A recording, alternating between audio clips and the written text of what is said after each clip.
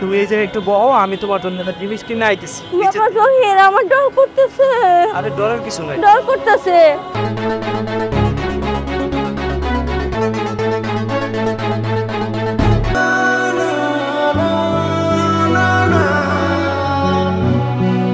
আম্মাই কইছে তুই যখন জন্ম নিলি তোর জন্মের পরে তোর আব্বা মারা গেছে, খালায় অনেক কষ্ট করে তোরা বড় করছে। শুনছি শৈলের চামড়া কাইটা দিয়েও মায়ের দুধের ঋণ কখনো শোধ করা যায় না। এটা আমি ভুল করে রেখেছি দোস্ত, আমার ক্ষমা করে দিস দোস্ত। খালার আবার সালাম দিস দোস্ত। ঠিক আছে দোস্ত, ঠিক আছে, ভালো থাকিস দোস্ত।